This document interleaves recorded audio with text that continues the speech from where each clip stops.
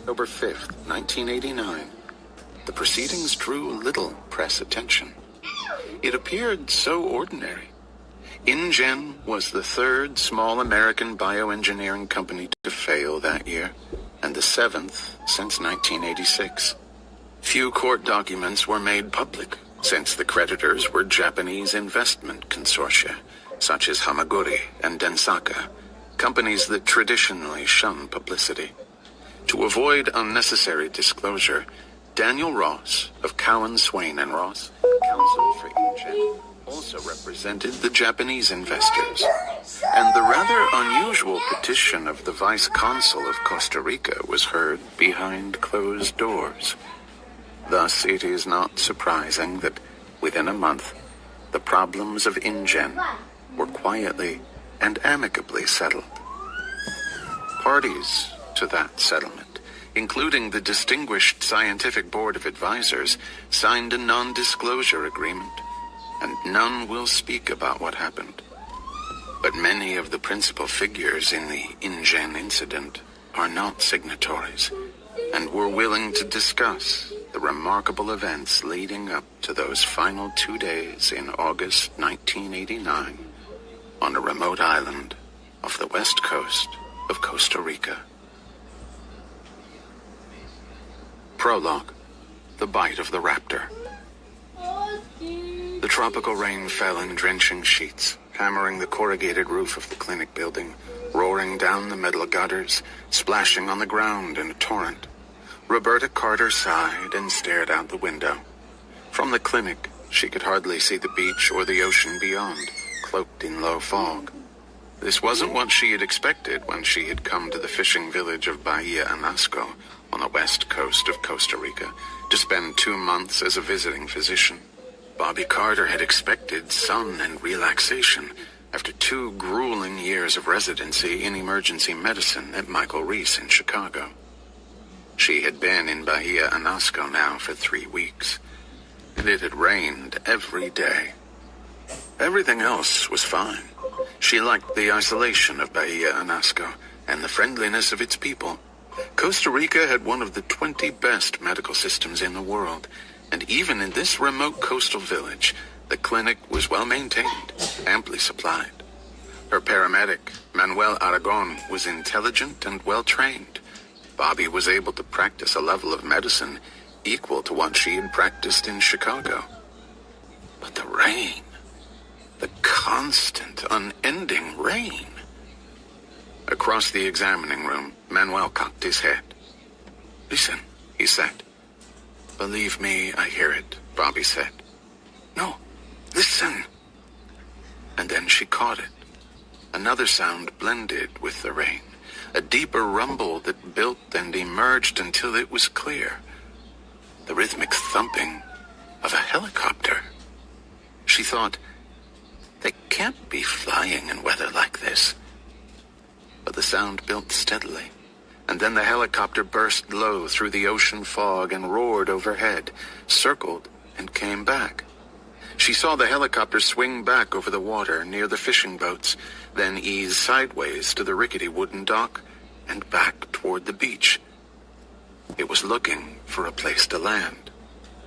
It was a big-bellied Sikorsky with a blue stripe on the side, with the words InGen Construction. That was the name of the construction company building a new resort on one of the offshore islands. The resort was said to be spectacular and very complicated. Many of the local people were employed in the construction, which had been going on for more than 2 years. Bobby could imagine it. One of those huge American resorts with swimming pools and tennis courts, where guests could play and drink their daiquiris without having any contact with the real life of the country. Bobby wondered what was so urgent on that island that the helicopter would fly in this weather. Through the windshield, she saw the pilot exhale in relief as the helicopter settled onto the wet sand of the beach. Uniformed men jumped out and flung open the big side door. She heard frantic shouts in Spanish, and Manuel nudged her. They were calling for a doctor. 2 black crewmen carried a limp body toward her, while a white man barked orders. The white man had a yellow slicker. Red hair appeared around the edges of his Mets baseball cap. "Is there a doctor here?" he called to her as she ran up. "I'm Dr. Carter," she said. The rain fell in heavy drops, pounding her head and shoulders. The red-haired man frowned at her. She was wearing cut-off jeans and a tank top. She had a stethoscope over her shoulder, the bell already rusted from the salt air. "Ed Regis, we've got a very sick man here, Doctor." "Then you better take him to San Jose," she said. San Jose was the capital, just 20 minutes away by air. "We would, but we can't get over the mountains in this weather. You have to treat him here." Bobby trotted alongside the injured man as they carried him to the clinic. He was a kid, no older than 18. Lifting away the blood-soaked shirt, she saw a big slashing rip along his shoulder, and another on the leg. What happened to him? "Construction accident," Ed shouted. "He fell. One of the backhoes ran over him." The kid was pale, shivering, unconscious. Manuel stood by the bright green door of the clinic, waving his arm. The men brought the body through and set it on the table in the center of the room. Manuel started an intravenous line, and Bobby swung the light over the kid and bent to examine the wounds. Immediately, she could see that it did not look good. The kid would almost certainly die. A big tearing laceration ran from his shoulder down his torso. At the edge of the wound, the flesh was shredded. At the center, the shoulder was dislocated, pale bones exposed. A second slash cut through the heavy muscles of the thigh, deep enough to reveal the pulse of the femoral artery below. Her first impression was that his leg had been ripped open. "Tell me again about this injury," she said. "I didn't see it," Ed said. "They say the backhoe dragged him." "Because it almost looks as if he was mauled," Bobby Carter said, probing the wound. Like most emergency room physicians, she could remember in detail patients she had seen even years before. She had seen 2 maulings.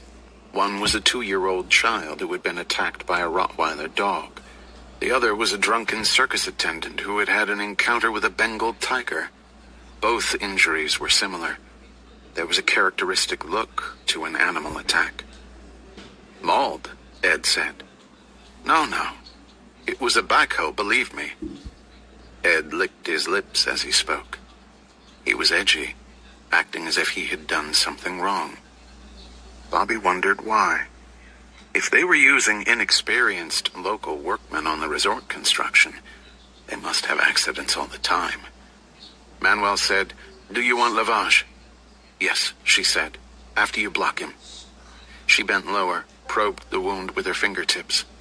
If an earth mover had rolled over him, dirt would be forced deep into the wound. But there wasn't any dirt, just a slippery, slimy foam. And the wound had a strange odor, a kind of rotten stench, a smell of death and decay. She had never smelled anything like it before. "How long ago did this happen?" "An hour." Again, she noticed how tense Ed Regis was. He was one of those eager and nervous types, and he didn't look like a construction foreman, more like an executive. He was obviously out of his depth. Bobby Carter turned back to the injuries. Somehow she didn't think she was seeing mechanical trauma. It just didn't look right. No soil contamination of the wound site, and no crush injury component. Mechanical trauma of any sort, an auto injury, a factory accident, almost always had some component of crushing. But here there was none. Instead, the man's skin was shredded, ripped across his shoulder, and again across his thigh. It really did look like a maul. On the other hand, most of the body was unmarked, which was unusual for an animal attack. She looked again at the head, the arms, the hands. The hands. She felt a chill when she looked at the kid's hands. There were short, slashing cuts on both palms and bruises on the wrists and forearms. She had worked in Chicago long enough to know what that meant. "All right," she said. "Wait outside." "Why?" Ed said, alarmed. He didn't like that. "Do you want me to help him or not?" she said, and pushed him out the door and closed it on his face. She didn't know what was going on, but she didn't like it. Manuel hesitated. "I continue to wash?" "Yes," she said. She reached for her little Olympus point and shoot. She took several snapshots of the injury, shifting her light for a better view. It really did look like bites, she thought. Then the kid groaned, and she put her camera aside and bent toward him. His lips moved, his tongue thick. "Raptor," he said. "Rosa Raptor." At those words, Manuel froze, stepped back in horror. "What does it mean?" Bobby said. Manuel shook his head. "I do not know, Doctor. Rosa Raptor. No es español." "No?" It sounded to her like Spanish. "Then please continue to wash him." "No, Doctor." He wrinkled his nose. "Bad smell." And he crossed himself. Bobby looked again at the slippery foam streaked across the wound. She touched it, rubbing it between her fingers. It seemed almost like saliva. The injured boy's lips moved. "Raptor," he whispered. In a tone of horror, Manuel said, "It bit him." "What bit him?" "Raptor." "What's a raptor?" "It means upia." Bobby frowned. The Costa Ricans were not especially superstitious, but she had heard the upia mentioned in the village before. They were said to be night ghosts, faceless vampires who kidnapped small children. According to the belief, the upia had once lived in the mountains of Costa Rica, but now inhabited the islands offshore. Manuel was backing away, murmuring and crossing himself. "It is not normal, this smell," he said. "It is the upia." Bobby was about to order him back to work when the injured youth opened his eyes and sat straight up on the table. Manuel shrieked in terror. The injured boy moaned and twisted his head, looking left and right with wide staring eyes, and then he explosively vomited blood. He went immediately into convulsions, his body vibrating, and Bobby grabbed for him, but he shuddered off the table onto the concrete floor. He vomited again. There was blood everywhere. Ed opened the door, saying, "What the hell's happening?" And when he saw the blood, he turned away, his hand to his mouth. Bobby was grabbing for a stick to put in the boy's clenched jaws, but even as she did it, she knew it was hopeless. And with a final spastic jerk, he relaxed and lay still.